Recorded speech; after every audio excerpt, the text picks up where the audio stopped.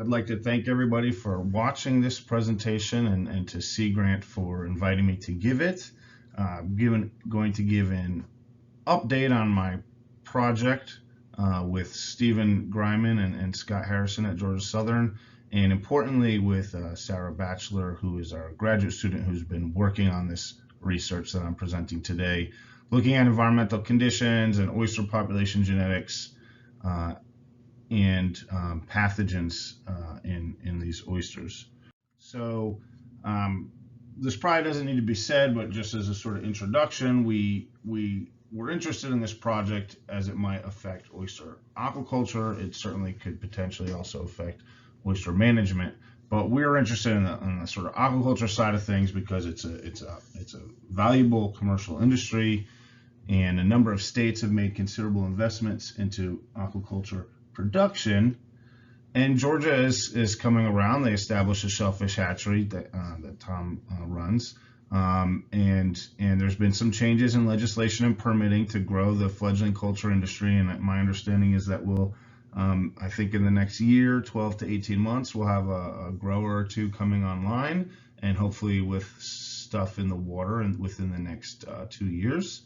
And so the growth of the industry beyond that necessitates exploration of these potential threats to production.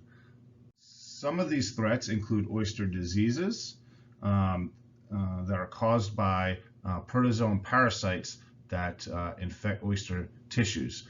Two of the biggest and at least in other parts of the range most problematic parasites are Haplosporidium nelsoni, which causes the disease MSX, and Perkensis marinus, which causes the disease derma.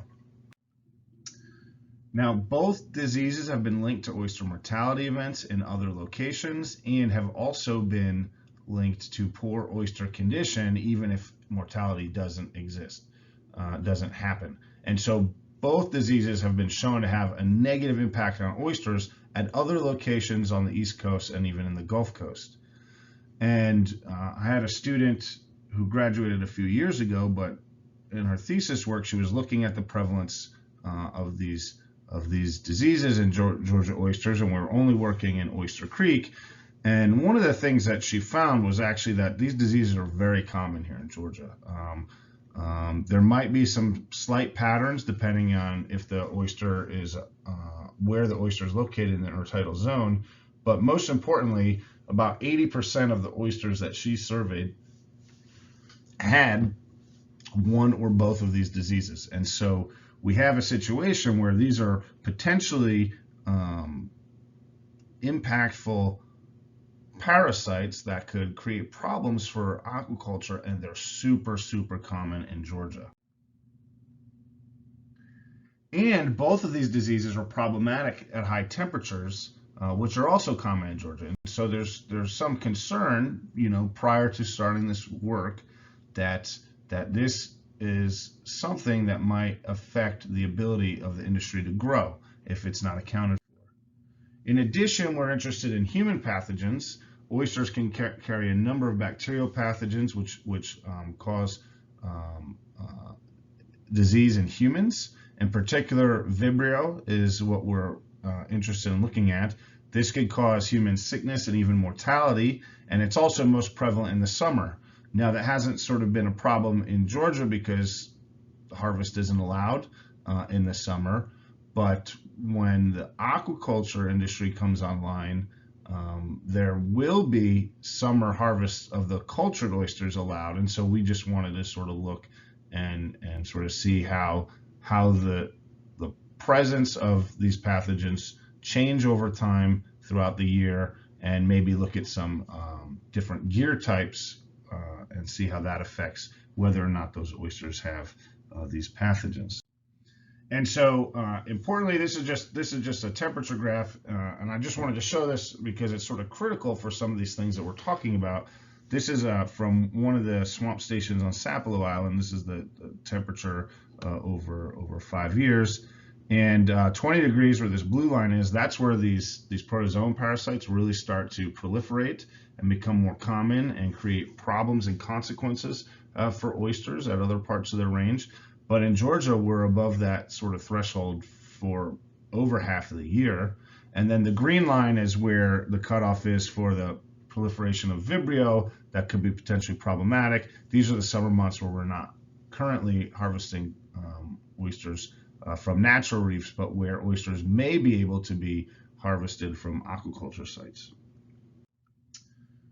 So the first objective of the study was to examine the presence and intensity of diseases and pathogens across different creeks in Georgia. And so we leveraged archived tissue samples from a previous sea grant where we have tissue samples from 4 different creeks: Oyster Creek, Medway River, Tea Kettle Creek, and Jointer Creek. These are all also areas of recreational harvest.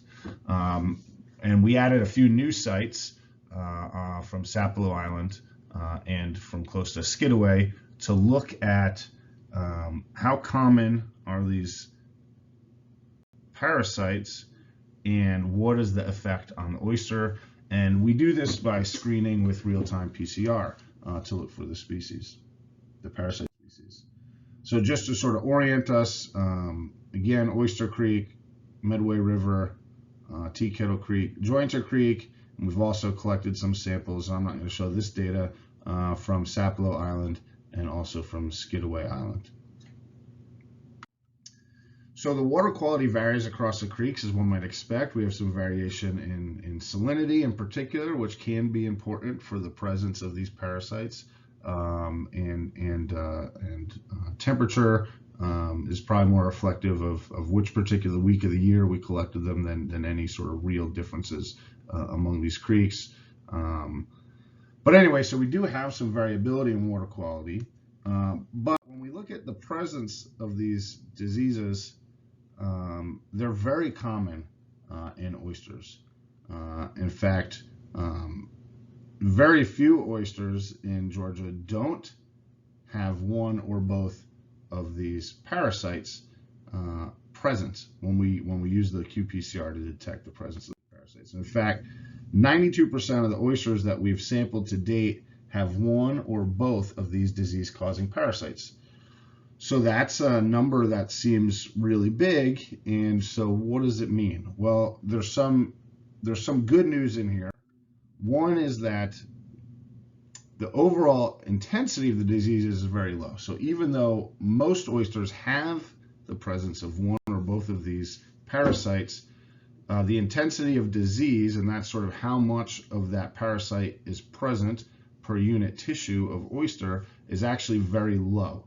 And so the disease-causing parasites are there, but they're probably not creating problems for the oysters. And in fact, if we look at condition index, we see a minimal impact on condition. Now, I put these 2 little red arrows because maybe if you squint, it looks like the presence of MSX and both of these diseases may slightly reduce condition index, but there's no significant changes in condition index across the different infection types. And so at least so far, and we're always collecting more samples, and we're going to have an experiment set up this summer. So far, it looks like there's not really a negative impact of these protozoan parasites on the health of oysters on the reefs here in Georgia.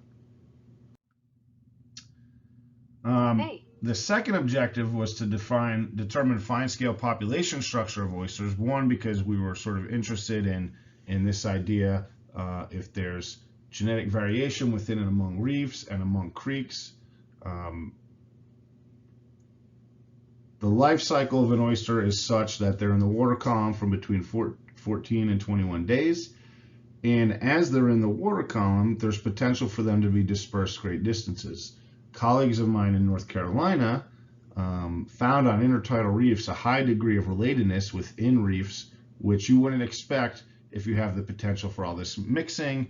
And so we wanted to look at that. And then ultimately, when we get this sort of disease data and the genetic data, the hope is that we could combine those 2 data sets and sort of see if there's any patterns in sort of relatedness and and susceptibility to carrying these parasites or diseases. That's sort of long-term goals. Right now is just let's see if we have these patterns. And so we take our microsatellites and we look at the number of the allele frequency, and the number of individuals within each of these locations, and we can then predict what our heterozygosity should be, and then we could look at what the heterozygosity actually is, and that tells us something about the sort of diversity versus relatedness of individuals within these creeks. So we're still working on this data set. So we're going to look across creeks and then also within reefs, among reefs within creeks. But right now, if we're just looking within the whole creek itself, what I'm talking about here is something like this, where we have our observed heterozygosity being much lower than the expected heterozygosity. And so in the Medway River, on the whole, within that water body, it suggests that those oysters are much more related to each other than we would expect. And so there's probably not a lot of mixing of new individuals from other locations getting into that particular area. Now, this could be important for management, and it could be important for the diseases, and we're still collecting this data. The third objective of the study we haven't done yet, and we're going to do that this summer, and that was sort of looking at fine-scale bimonthly sampling to identify human pathogens and try to link it to water quality at swamp stations and Sinir. And so we want to conduct field experiments with floating and tidally exposed oysters to determine those sort of two growing sort of methods to determine human pathogen loads and link those to the temperatures recorded at those swamp stations. We selected Cabretta Creek and Hunt Camp because they would be the most different in terms of salinity, which is also something that could play a role in these pathogens. We were supposed to do that last summer, but COVID hit and we had to basically shut down all our research, and we didn't get that back up and running. So we're going to do that this summer, where we're going to deploy oysters at those two locations. And we're hoping that as soon as we can get oysters from the hatchery, we'll be ready to get them out into the water for this experiment. So with that, I'll take any questions. And importantly, I already mentioned Sarah, but really she's the one that's been running all these samples and doing all the genetic analysis for this work. Thank you.